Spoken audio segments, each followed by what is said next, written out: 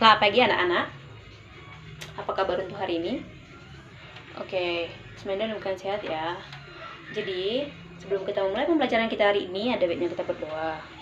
Untuk kali ini, silahkan berdoa masing-masing, berdoa dimulai. Berdoa selesai. Oke, sebelum kita memulai pembelajaran kita, Ibu mau mengabsen dulu ya. Ketua kelas, siapa yang tidak hadir? Oke, semuanya dalam keadaan sehat ya. Oke, sebelum masuk topik hari ini, Ibu beri waktu 2 menit untuk mempersiapkan diri dalam menerima pembelajaran pada hari ini. Oke, semuanya sudah siap? Oke, semuanya siap ya. Oke, kita mulai pembelajaran hari ini. Minggu kemarin kita telah membahas tentang apa? Ya, Revan, tentang apa? Ya, Maya tentang apa? Oke, Revan dan Maya masih ingat ya? Itu kita tentang cara menyimpulkan pokok pikiran dalam suatu wacana. Lanjut, kita akan membahas tentang unsur-unsur cerita. Unsur-unsur cerita itu terdiri dari 5 unsur. 1 itu alur, 2 itu tokoh atau penokohan, 3 itu apa? Tema. Yang keempat itu apa? Apa Maya? Iya, sudut pandang. Yang kelima itu apa Firman? Apa? Oke, gaya bahasa. Dari semuanya ini, setelah kita masih adakah yang mau ditambahkan di sini? Ayo silahkan lihat bukunya. Masih ada? Tidak. Jadi akan kita bahas satu persatu. Apa yang dimaksud dengan alur, tokoh, tema, sudut pandang, dan gaya bahasa dari si penulis. Oke. Alan, silahkan baca bukunya. Apa itu yang dimaksud dengan alur? Oke. Setelah dibaca Alan tadi, apakah semuanya sudah tahu itu apa alur? Oke, ayo kita baca bersama-sama itu apa alur. Alur adalah rangkaian peristiwa yang direka dan dijalin dengan sesama dalam menggerakkan jalan cerita. Oke, lanjut Maya. Baca itu yang tokoh atau penokohan.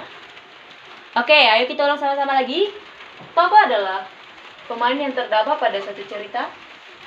Tokoh pemain dapat bersifat protagonis dan antagonis. Lanjut, seberang si Maya. Oke, baca itu tema. Oke, kita ulang lagi. Tema adalah ide atau pokok pikiran yang melatar belakangkan seseorang menuliskan karangannya.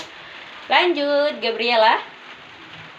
Yang sudut pandangnya Gabriela, makanya fokus dalam pembelajarannya Gabriela.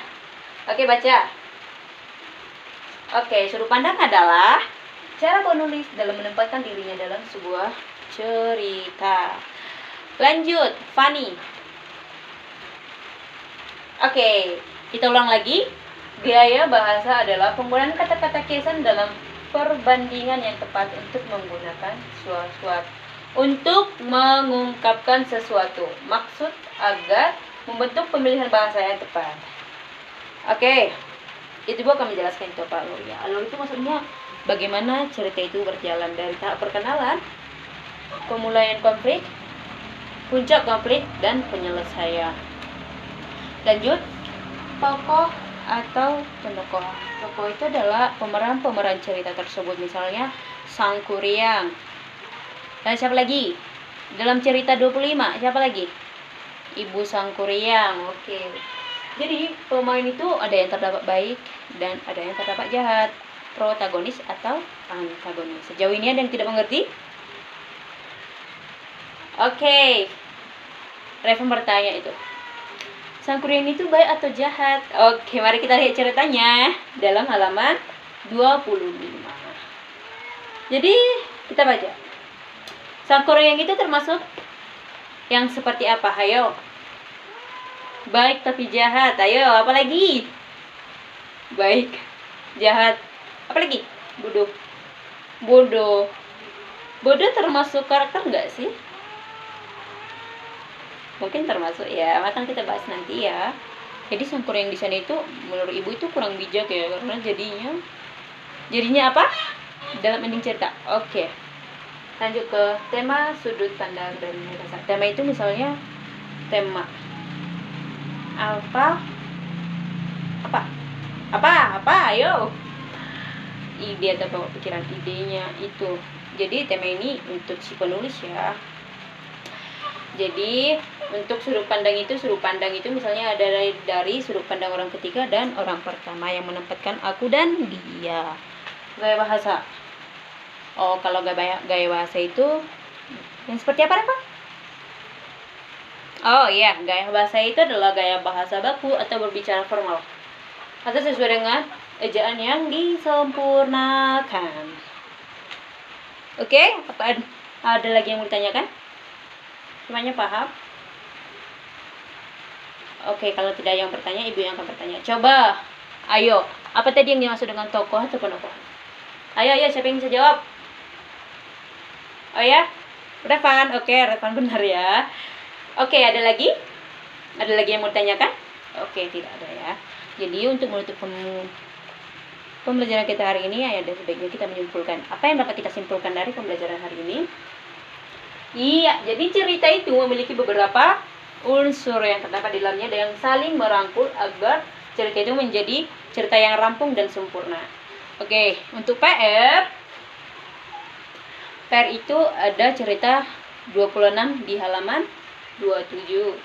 Itu ayo silahkan dibuat nanti itu alurnya seperti apa. Apakah dia lengkap tahap perkenalan, pemulaian konflik, klimaks konflik, dan penyelesaian. Buat lagi tokohnya, pemerannya siapa aja, dan karakternya, buat tema, sudut pandang, dan gaya bahasa. Oke, ada yang menanyakan tentang PR-nya? Oke, PR-nya dibuat di buku PR dan dikumpul hari minggu depan. Kita masuk hari ini, oke? Sekarang, siapa yang bisa pimpin doa? Ya, silahkan Revan, pimpin doanya. Oke, setelah kita siap belajar, Ibu harap pembelajaran yang didapat hari ini dapat diterapkan di kehidupannya masing-masing. Minggu depan kita akan membahas lebih lengkapnya tentang cerita 26 ya, yang terdapat di halaman 27. Kita akan membahas jawaban PR, oke? Untuk itu, selamat siang semuanya. Oke, belajar yang keras ya anak-anak.